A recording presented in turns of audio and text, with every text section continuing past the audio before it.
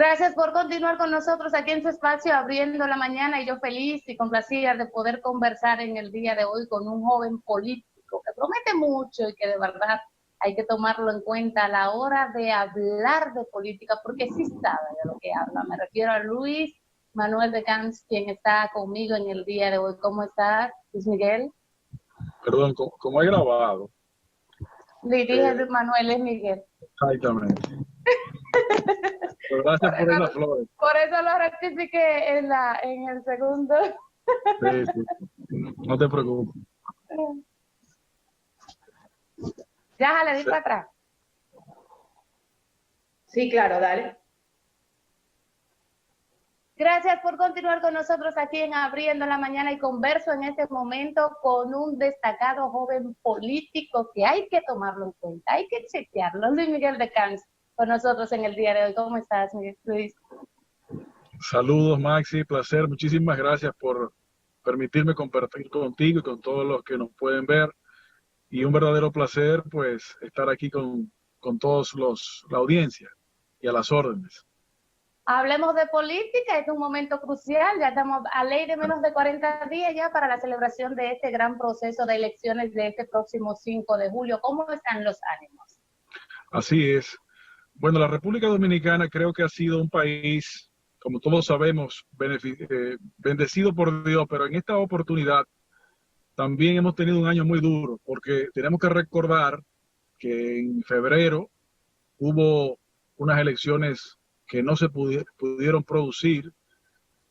Hubo que producir elecciones al mes siguiente, y en eso luego llega la pandemia y nos afecta a todos los dominicanos.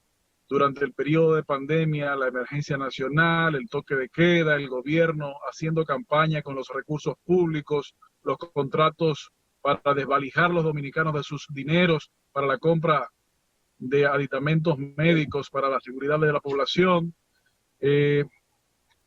faltas de pruebas suficientes, pero a pesar de eso, a pesar también de que el gobierno no ha querido hacer un diálogo con todo el país, sino se ha convertido en una especie de diálogo de sordos, pues a pesar de todo eso y a pesar de este gobierno, el país va a salir adelante y está saliendo adelante.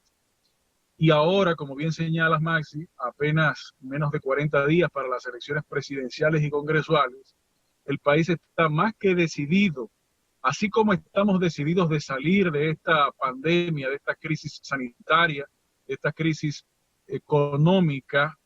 Sabemos que para ello necesitamos salir también de esta crisis política de más de 20 años de un régimen PLDista que no ha podido resolver ninguno de los problemas nacionales, y que con la indolencia que se han demostrado durante esta época de crisis, demuestran una vez más que sus intereses no son el bien de la población, y con más razón pues tenemos que salir. Aprovechando eso, felicitar a la Junta Central Electoral por cumplir con su deber legal, punto, que es el de llevar a cabo la convocatoria de las elecciones en todos los lugares en donde los dominicanos tienen la posibilidad de ejercer el derecho, es decir, en la República Dominicana, así como también en los territorios de países en donde existen diáspora dominicana. Eso es algo positivo.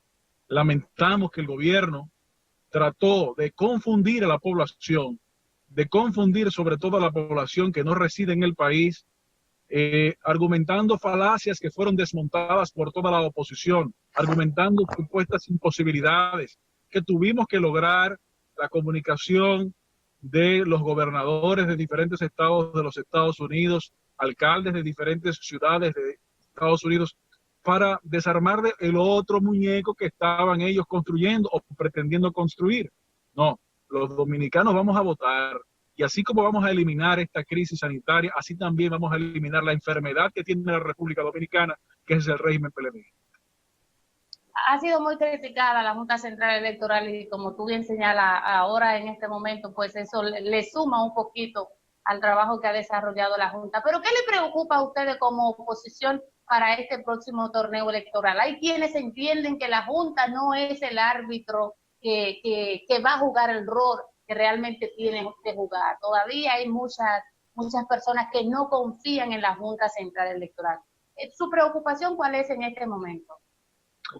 Mire, cuando nosotros hace un momento acabamos de felicitar una medida de la Junta, no estamos felicitando a la organización por ser una medida, digamos, original o innovadora, sino que la felicitamos por el simple hecho de que aparentemente la Junta se ha comenzado a dar cuenta de que tiene que tomar las decisiones que señala la ley, pero tiene que tomar las decisiones que la mayoría del pueblo dominicano requiere.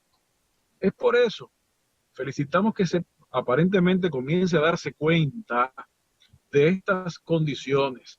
Si esas conductas continúan, pues habrá un proceso electoral el 5 de julio exitoso, y con ese proceso electoral exitoso tendremos un nuevo presidente y un nuevo Congreso en esa primera vuelta. Nosotros entendemos que las actuaciones de las instituciones deben ser evaluadas a medida que las mismas se toman. Y en este sentido, pues vamos a ver qué sucede en las próximas semanas. Lo que sí es cada vez más claro es que independientemente de los intentos de engañar a la población y de utilizar los recursos públicos para pisotear la dignidad del pueblo dominicano en momentos de emergencia, cada vez se hace más evidente que este pueblo ha decidido que el 5 de julio se definirá el próximo gobierno. ¿Cómo esto es tan claro? ¿Por qué es tan claro? Porque ya el gobierno ha entregado 1.800 millones de pesos a la Junta Central Electoral para la realización de las elecciones. Pero además de eso, le dio una cantidad parecida o similar para las elecciones de febrero. Pero también le dio esa misma cantidad o parecido o similar para las elecciones de marzo. Pero también la Junta Central Electoral utilizó unos recursos del gobierno dominicano, del Estado dominicano, para la adquisición de unos equipos para unos procesos electrónicos que no se pudieron realizar. Entonces, el país, que está en una etapa delicada, tanto sanitaria como económicamente, que el propio ministro de Economía señala que estos meses de confinamiento y cierre comercial le ha costado a este país más de 50.000 millones de pesos. Si a eso usted le agrega la idea de seguir gastando dinero para tomar la decisión que el pueblo sabe que ya tomó, pues con esa misma razón sabemos que el 5 de julio, independientemente de lo que quieren los PLDistas hacer creer o ellos mismos hacerse creer, este pueblo dijo ya, Luis Abinader será el próximo presidente de la República desde la primera vuelta. Pero sin embargo ya en las últimas semanas, hace 2 días, han salido 2 encuestas que le dan un buen posicionamiento al candidato del gobierno, Gonzalo Castillo, por todo lo que ha estado haciendo durante este proceso de pandemia, las ayudas que ha llevado y demás. Según las encuestas, ha logrado que suba algunos puntos, incluso ya posicionándose casi por encima de Luis Abinader. Esas encuestas, ¿cómo las valoras? Bueno, yo no he encontrado esa encuesta que usted señala. Lo que yo sí he visto es que hay una diferencia de más de 20 puntos. Lo que yo sí he visto es unas denuncias de comunicadores, periodistas independientes y de investigación que preguntan con toda la razón del mundo cómo es posible que una fortuna personal crezca en 7 años de una manera tan descomunal cuando las operaciones comerciales de la susodicha empresa no pueden sustentarse por sí mismas. ¿Cómo es posible que un candidato a la primera magistratura de la nación sea incapaz de hilvanar las ideas para que el pueblo conozca cuáles pueden ser sus planes? ¿Cómo es posible? ¿Cómo se puede considerar responsable una candidatura que no tiene la posibilidad ni el interés de debatir sus ideas, cuando este pueblo, la juventud sobre todo, ha estado reclamando respuestas? Lo que yo sí he visto es cómo ante las preguntas de la juventud, Luis Abinader, con toda la amabilidad que le caracteriza, ha podido responder todas las preguntas, ha podido dar el ejemplo que este país ha estado reclamando durante años. Eso es lo que he visto. Lo que he visto es una nueva campaña de PLDistas solicitando la